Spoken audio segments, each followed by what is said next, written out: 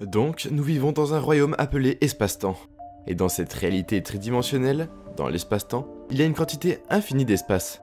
L'espace est éternel. Il y en a une quantité infinie. Si je suis représenté en tant que matériel, chair ou matière, représenté dans un environnement et un temps, ou représenté dans l'espace et le temps, par exemple, je suis ici et je veux me rendre à mon hôtel, j'ai un point de conscience. Je suis conscient d'être ici, et j'ai un autre point de conscience, qui est mon hôtel, et qui est quelque part là-bas. Je dois donc déplacer mon corps dans l'espace. Lorsque je réduis l'espace et que je m'y déplace, je fais l'expérience du temps. Donc, le temps est le résultat du déplacement dans l'espace, c'est ça? C'est un peu le domaine de la physique newtonienne, le domaine du prévisible. Parce qu'on peut voler de Londres à Los Angeles ou San Diego, en sachant exactement combien de temps ça va prendre, du moment que l'on connaît la distance et la vitesse. Le monde de la physique newtonienne est le monde du prévisible.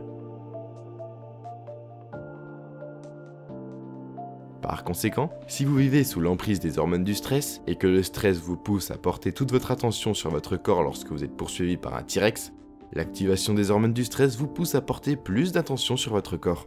Vous devenez plus attentif à votre environnement, car c'est ici que se trouve le danger. Vous pensez au temps que vous avez pour y arriver. Donc, vous placez votre attention et où vous placez votre énergie. Et toute votre attention qui est sur votre corps est maintenant localisée dans la réalité tridimensionnelle. Vous devez jouer selon les règles de la physique newtonienne. Vous devez travailler dur pour obtenir ce que vous voulez. Nos recherches montrent que lorsque vous retirez toute votre attention de votre corps et que vous passez de quelqu'un à personne, vous retirez votre attention de toutes les personnes de votre vie. Non pas que vous deviez arrêter de vous identifier à eux, mais vous devez les dépasser. Et vous passez de quelqu'un à personne parce que vous ne vous identifiez plus à personne. Vous enlevez votre attention de tout ce qui est dans votre vie, votre téléphone portable, votre ordinateur, votre voiture, et vous passez de quelque chose à rien. Vous retirez toute votre attention de l'endroit où vous êtes assis, où vous dormez, où vous vivez, où vous travaillez, et vous passez de quelque part à nulle part. Et vous ne pensez pas au passé familier ou au futur prévisible. Vous allez passer d'un certain temps au néant. Si vous retirez toute votre attention de cette réalité tridimensionnelle, alors là où vous placez votre attention est là où vous placez votre énergie. Si vous n'êtes pas votre corps, si vous n'êtes pas comme les gens qui font partie de votre vie, vous n'êtes pas les objets ou les choses ou les lieux ou le temps lui-même. Qu'êtes-vous? Votre pure conscience. Vous enseignez donc aux gens. Puis ce moment de dépassement de soi revient à désinvestir toute votre attention et votre énergie de tout ce qui est connu dans votre réalité tridimensionnelle. Que va-t-il arriver au mécanisme appelé néocortex? Vous allez commencer à ralentir vos ondes cérébrales parce que vous n'analysez pas et ne pensez pas à ces personnes, objets ou choses. Et comme vous faites cela, vos ondes cérébrales passent de bêta, qui est l'éveil de votre attention sur l'environnement, votre corps et le temps. Vous commencez à ralentir vos ondes cérébrales vers l'alpha. Dans le même temps, nous enseignons aux personnes comment détourner leur attention de tout ce qui est matériel et d'une focalisation étroite sur le monde matériel, dite convergente. Vous passez à une focalisation divergente, pour ouvrir leur conscience. Il s'agit de l'acte de créer une focalisation large ou ouverte. Comme vous ressentez l'espace, vous n'analysez pas et ne pensez pas bien. Ne le faisant plus, vous n'activez plus ces circuits dans votre cerveau. Et maintenant, vous commencez à voir le cerveau se déplacer vers alpha. Mais pas n'importe quel type d'alpha. Un type d'alpha très cohérent. Le cerveau commence à se synchroniser. L'avant du cerveau commence à résonner avec l'arrière du cerveau. Le côté droit du cerveau et les réseaux neuronaux s'activent. Les communautés résonnent avec les neurones du côté opposé. Et vous voyez les prémices de l'union psychique entre deux hémisphères. Certaines personnes le font si bien qu'elles glissent dans cet aspect pathologique appelé θ. Des ondes cérébrales θ cohérentes. Or, ce mécanisme, c'est le foyer de votre identité. Le siège du moi connu. La banque de mémoire de votre identité passée. Le moi autobiographique. Les lumières s'éteignent dans θ. Et les portes entre l'esprit conscient et l'esprit subconscient s'ouvrent en grand. Vous êtes dans l'éternel moment présent. Enseigner à des personnes comment trouver la fréquence de l'unité et la plénitude, le faire en toute connaissance que leur conscience peut fusionner avec la conscience du champ unifié, et qu'elles peuvent s'abandonner à une acuité plus grande, peut leur permettre d'oublier le rien pour devenir le tout, et ainsi de pouvoir trouver cette fréquence. Ils peuvent y prêter attention et en faire l'expérience, devenir plus conscients et le ressentir. Chaque expérience, chaque moment, établit de nouvelles connexions dans leur cerveau pour qu'ils puissent en percevoir davantage. S'ils font cela correctement et que leur conscience commence à se connecter à la conscience du champ unifié, ils sont maintenant dans le domaine du quantique.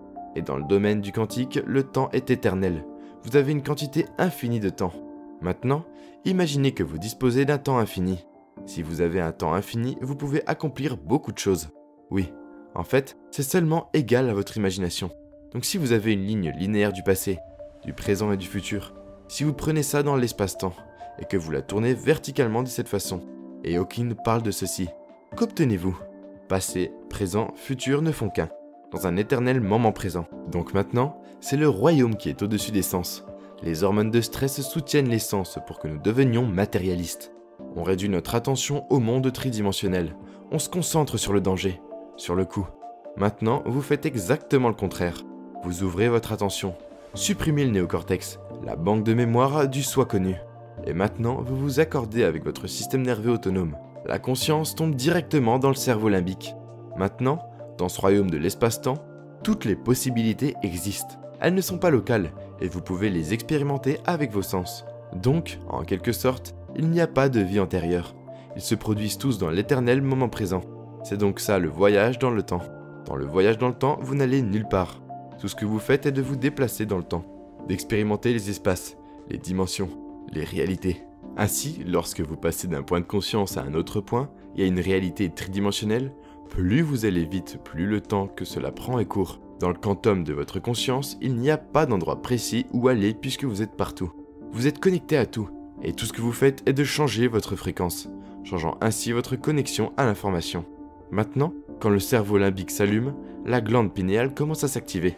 Le récepteur radio s'allume, la glande agit comme un transmetteur. Elle va diffuser une fréquence, libérer les produits chimiques, les métabolites, pour produire une profonde imagerie visuelle. C'est pourquoi on l'appelle le troisième œil. Des visions profondes, mais les visions ne seront pas à l'extérieur. Elles seront plus réelles dans votre monde intérieur. Et vous allez expérimenter le mystère de qui vous êtes vraiment, existant en dehors de l'espace et du temps. Donc rien de différent que d'être dans un dressing ou une salle de bain. Quand il y a deux miroirs comme celui-ci, vous regardez en bas, et il y a un nombre infini de vues qui vont dans ce sens, qui sont des dimensions. Vous revenez à la réalité tridimensionnelle après avoir vécu cette expérience. Vous n'êtes plus dans la même pièce, vous êtes dans une autre pièce. Elle ressemble exactement à la précédente, mais quelque chose est différent dans votre monde. Il y a une certaine synchronicité, un certain changement, une certaine unicité. Et chaque fois que nous faisons le travail, nous continuons à avancer dans une autre dimension. Ainsi, toutes les possibilités existent dans l'éternel moment présent, en tant que pensée, parce que le quantique est le domaine de la pensée. Ce n'est donc pas comme si vous créiez quelque chose là-bas. Vous prenez simplement conscience de ce qui existe déjà et y portez votre attention. Vous commencez à en faire l'expérience dans ce royaume. Ce que vous expérimentez dans ce royaume est au-delà de l'espace et du temps. Vous pouvez commencer à accepter émotionnellement ce qui doit se manifester dans la réalité tridimensionnelle, dans cet espace et ce temps. C'est le principe maintenant d'amener les personnes à le faire et à s'améliorer. Nous commençons à voir qu'elles peuvent créer à partir du champ plutôt que de la matière. Donc oui, les possibilités de santé, de richesse, d'expériences mystiques existent. Mais vous devez être capable de vous attarder là, sans nom, sans visage, sans identité, sans émotion, sans problème, sans maladie, sans régime alimentaire. Vous ne pouvez pas entrer en tant que personne, vous devez passer par un minuscule espace. Et dans cet minuscule espace, vous n'êtes pas une personne. Vous êtes une conscience pure.